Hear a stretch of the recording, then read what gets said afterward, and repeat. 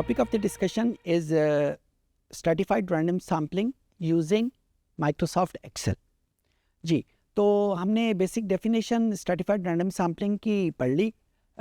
जब हम सैम्पलिंग करने से पहले सेगमेंटेशन करते हैं, ग्रुपिंग करते हैं और उसके बाद हम सैम्पलिंग करते हैं, इसको हम स्ट्रेटिफाइड रैंडम सैम्पलिंग कहते हैं। तो लेट्स सी कि एक्सेल में ये हम कैसे करेंगे।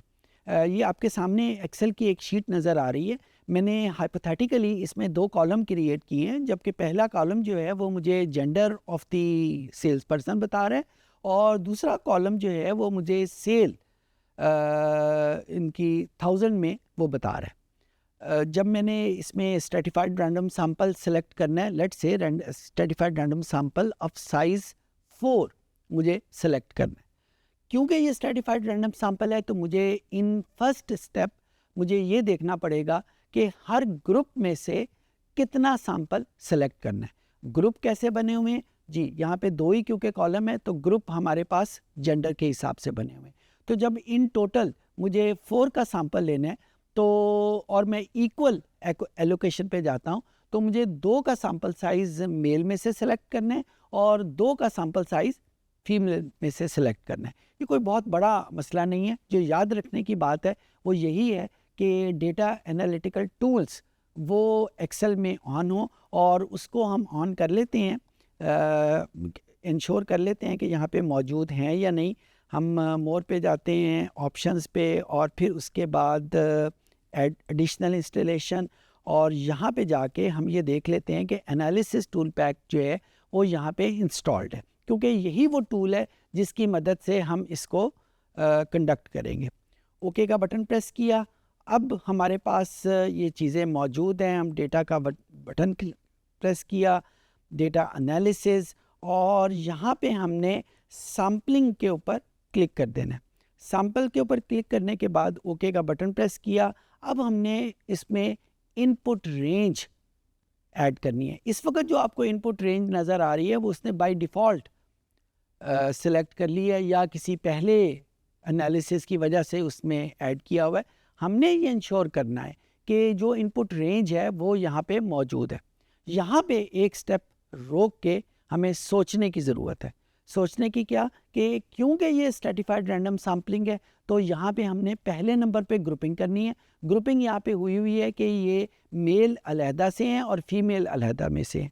तो मैंने मेल में से जो रेंज सेलेक्ट करनी है वो पहले नंबर के ऊपर ये मेल की रेंज मैंने सेलेक्ट कर ली कि ये सिर्फ मेल इसमें सेलेक्ट हों, और मेल सिर्फ इतने हैं तो मैंने सिर्फ मेल की जो सेल है उसको सेलेक्ट कर लिया। अब यहाँ पे ये देखिएगा कि मैंने उसके लेबल को सिलेक्ट नहीं किया। Okay, once this is done, अब मैं लेबल को अनचेक कर दूंगा क्योंकि लेबल को मैंने चेक नहीं किया, लेबल को सिलेक्ट नहीं किया हुआ। पीरियोडिक सैंपल मुझे नहीं करना, सिस्टमेटिक सैंपल नहीं करना, मुझे सिंपल रैंडम सैंपल करना है। तो मैंने यहाँ पे सैंपल 2 का सिलेक्ट कर लिया कि इन इस रेंज में से मुझे 2 का सैंपल साइज़ मुझे दे दे। तो यहाँ पे मैं आउटपुट रेंज खुद से सिलेक्ट कर लेता हूँ। मैं यहाँ पे सिर्फ 2 वैल्यू, क्योंकि 2 वैल्यूज़ हैं तो ये 2 वैल्यूज़ का सैंपल मैं यहाँ पे सेलेक्ट कर लेता हूँ। और वंस दिस इज़ डन, जो याद रखने की बात है कि हमने सिर्फ मेल की रेंज को सिलेक्ट किया हुआ है। ओके का बटन प्रेस किया। अब मेरे पास ये 3 और 5 कौन सा है? ये 5 नंबर है और ये 3 नंबर है, तो ये हमारे पास सिलेक्ट होके एज ए सैंपल हमारे सामने आ गया। अच्छा, मेल का सैंपल तो सिलेक्ट हो गया, अब हमने फीमेल का सैंपल सिलेक्ट करना है। फीमेल के सैंपल को कैसे सिलेक्ट करेंगे? हम बिल्कुल उसी तरीके से दोबारा डेटा में जाएंगे। डेटा में जाने के बाद डेटा एनालिटिक्स ऑन करेंगे, सैम्पलिंग के बटन को क्लिक करेंगे और यहाँ पे रेंज अब मेल की बजाय फीमेल की जो सेल्स हैं उनको सेलेक्ट कर देंगे। और यहाँ पे ये जहन में रखिएगा कि मैंने लेबल को सिलेक्ट नहीं किया हुआ। लेबल को सिलेक्ट नहीं किया, इस लेबल को अनचेक कर दें, रैंडम सैम्पलिंग के ऊपर क्लिक करें। नंबर ऑफ़ सैम्पलिंग यहाँ से भी मुझे 2 ही सिलेक्ट करने हैं। आउटपुट रेंज, अब मैं ये क्या करूँगा, यहाँ पे आउटपुट रेंज उसके नीचे ऐड कर दूँगा। और ये मैंने जब ये इन्फॉर्मेशन दे दी उसको, ओके का बटन प्रेस किया तो अब मेरे पास ये 2 का सैंपल साइज़ जो है वो मेल के लिए है और ये 2 का सैंपल साइज़ जो है वो फीमेल के लिए। तो इस तरीके से मेरे पास बारी बारी दोनों सैंपल आ जाएंगे। अच्छा, ये तो बड़ी सिंपल सी फाइल थी। अगर मेरे पास एक बड़ी कॉम्प्लेक्स सी फाइल हो जिसमें बहुत सारे कॉलम्स हों, बहुत सारे वेरिएबल्स हों और बहुत सारी रिस्पोंडेंट हो, वहाँ से मैं एक स्ट्रैटिफाइड सैंपल कैसे सेलेक्ट करूँगा? ये आपके सामने मैं एक फ़ाइल ओपन करता हूँ। यहाँ पे फ़ाइल मैंने पहले से रखी हुई है, कस्टमर डीबेस के नाम की फ़ाइल है। ये SPSS से ये फ़ाइल मैंने ली है क्योंकि आपके सबके कंप्यूटर्स में SPSS इंस्टॉल्ड होगा, तो वहाँ से आप भी कस्टमर डीबेस के नाम की फ़ाइल आप भी एक्सपोर्ट कर सकते हैं टू वर्ड एक्सेल। तो और वैसे भी ये फ़ाइल आपको आपके रिसोर्सेज में से मिल जाएगी। तो यहाँ पे कस्टमर डीबेस की फ़ाइल है, इसमें एक कॉलम जो है वो जेंडर का है। मैंने जेंडर के लिहाज से इसको स्प्लिट करना है और फिर उसके बाद मैंने इस स्ट्रैटिफाइड रैंडम सैम्पलिंग हर जेंडर में से इक्वल का सिलेक्ट करना है। अच्छा, कैसे करूँगा? उसके लिए मुझे toward the end of the file मुझे एक कॉलम नया क्रिएट करना है। उस कॉलम का नाम मैं रैंड रख लेता हूँ। इसका नाम मैं रैंड क्यों रख रहा हूँ अभी थोड़ी देर डिस्कशन में आपको पता चल जाएगा। हम जब ये कॉलम का नाम रैंड रख लिया फिर उसके बाद हम डेटा एनालिसिस टूल के ऊपर जाएंगे और यहाँ से हम डिग आउट करेंगे एक एनालिसिस जिसका नाम है random number generation. Random number generation को क्लिक किया, ओके का बटन प्रेस किया। अब यहाँ पे नंबर ऑफ वेरिएबल 1 है। जो सैम्पल साइज़ हमने सेलेक्ट करने हैं वो 5000 है और ये 5000 क्यों है? क्योंकि मेरे पास इन टोटल इस फाइल में 5000 कस्टमर्स का डेटा है, तो मैंने वही नंबर यहाँ पे सिलेक्ट कर लिया।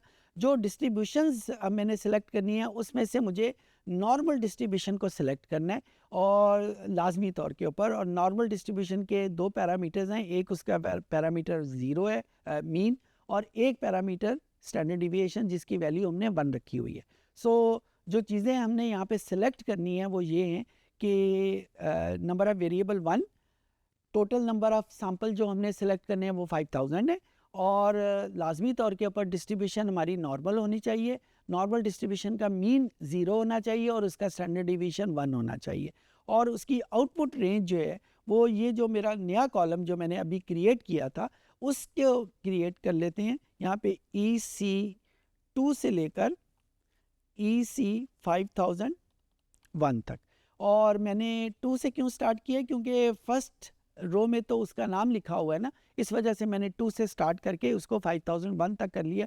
सो इन टोटल मेरे पास 5000 नंबर्स का एक जगह क्रिएट हो जाएगी। इसको मैंने ओके का बटन प्रेस किया। अब मेरे पास ये एक नया कॉलम सेलेक्ट हो जाएगा। अब नंबर 2 के ऊपर मैंने यहाँ पे इसी डेटा को क्लिक करते हुए इस वैल्यूज़ को सॉर्ट करना है। सॉर्ट कैसे करना है? जो ही सॉर्ट किया तो मुझे ये 2 ऑप्शन पूछेगा।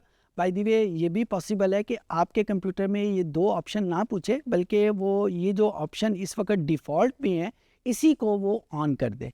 एनी हाउ जो चीज़ मुझे रिक्वायर है वो ये है कि इसको एक्सपेंड दी सिलेक्शन बटन को क्लिक किया और जो ही मैंने सॉर्ट ऐड किया तो मुझे वो सिलेक्शन सबसे पहले इस एक्सेल को बतानी है कि जहाँ से मैं सॉर्ट करना चाहता हूँ। और ज़ाहिर है मैंने कंप्लीट डेटे की सॉर्टिंग करनी है, तो मैं इन स्टेप 1 इस सारे डेटे को सिलेक्ट कर लूँगा। सारे डेटे को सिलेक्ट करने के बाद डेटा सॉर्ट और फिर उसके बाद यहाँ पे जेंडर के कॉलम को मैंने सिलेक्ट कर लिया। अच्छा, जेंडर का कॉलम मैंने क्यों सिलेक्ट किया? इस वजह से कि जेंडर वो वेरिएबल है जिसके लिहाज से मैंने स्ट्रेटा डेवलप करनी है। एक स्ट्रेटा मेल जेंडर का और एक स्ट्रेटा फीमेल जेंडर का। वंस ये हो गया फिर उसके बाद आपने ऐड करना है यहाँ पे ऐड ए लेवल। इस ऐड लेवल को क्लिक किया और ये एक खाना हमारे पास और बन गया। इस खाने में आपने वो जो आखिर में कॉलम आपने जनरेट किया था जिसका नाम आपने रैंड रखा था वो उसका नाम लिख दिया। जब ये हो गया उसके बाद इसको ओके का बटन प्रेस कर रहे हैं। ओके के बटन को प्रेस करने से पहले इसको इंश्योर कर लें कि आपके पास ये दोनों वैल्यूज़ मौजूद हैं। जेंडर इस वजह से मैंने लिखा हुआ है कि ये वो वेरिएबल है जिसके रेफरेंस से मैंने स्ट्रैटिफिकेशन करनी है, जिसके रेफरेंस से मैंने सेगमेंटेशन या ग्रुपिंग करनी है। अगर आपके पास जेंडर के अलावा कोई वेरिएबल है तो आप यहाँ पे उस वेरिएबल को ऐड कर देंगे। और दूसरे नंबर के ऊपर जो रैंड हमने वो वेरिएबल खुद से जनरेट किया था रैंडम वेरिएबल्स का, उसको यहाँ पे क्लिक कर लिया। क्लिक करने के बाद अब ये आपकी फ़ाइल जो है वो तैयार हो गई है for developing a stratified random sample. जिस तरह मैंने आपको पहले बताया था कि मैंने टोटल 10 का सैंपल साइज सेलेक्ट करना है, जिसमें से 5 मेल होंगे और 5 फीमेल होंगी। तो यहाँ पे अगर आप गौर से देखें तो सबसे पहले मुझे जो जेंडर में 0 नज़र आया, 0 is a code for male. तो यहाँ पे पहले जो हैं वो सारे के सारे मेल का डेटा है। तो मैं यहाँ से पहले 5 मेल सेलेक्ट कर लूँगा और जब ये इसको कॉपी करके किसी और जगह पे लिख लिया, जिस तरह यहाँ पे मैंने इसको ये कॉपी किया और एक शीट नई बना के यहाँ पे उसको पेस्ट कर लिया। दूसरे नंबर के ऊपर अब मैं नीचे जाके जहाँ पे जेंडर में 1 लिखा नज़र आएगा, अभी जेंडर 0 है, ये यहाँ पे मुझे जेंडर में 1 लिखा हुआ नज़र आ रहा है। यहाँ पे यहाँ से तो मैं यहाँ से 5 का सैंपल यहाँ से और सिलेक्ट कर लूँगा जो फीमेल का सैंपल होगा। इसको भी मैंने कॉपी किया और जो दूसरी शीट मैंने बनाई हुई है उसके नीचे यहाँ पे मैंने इसको पेस्ट कर दिया। सो इस तरीके से मुझे एक स्ट्रैटिफाइड रैंडम सैंपल मेरे सामने एक कॉम्प्लेक्स फाइल का भी नज़र आ गया। जो इम्पॉर्टेंट बात ये है कि जब हमने एक कॉम्प्लेक्स फाइल में से सैंपल सेलेक्ट करना है तो सबसे पहले हमने एक वेरिएबल क्रिएट करना है रैंडम नंबर्स का। रैंडम नंबर्स का वेरिएबल क्यों क्रिएट किया? क्योंकि ये वो नंबर्स हैं जिसमें प्रोबेबिलिटी ऑफ सिलेक्शन बराबर होती है। वंस ये नंबर क्रिएट हो गया फिर उसके बाद हमने उसको सॉर्ट कर लिया with reference to the selection criteria, जिस वेरिएबल के रेफरेंस से हमने सिलेक्शन करनी है, और नंबर 2 के ऊपर हमने उसी रैंडम वेरिएबल को कर लिया। वंस दिस इज़ डन, उसके बाद हम सिंपली उन वैल्यूज़ को पहली 5 वैल्यूज़ या जितना भी सैंपल हमने सिलेक्ट करना है हर स्ट्रैटा में से उसको हम सिलेक्ट कर लेंगे। I hope you could make my self understand.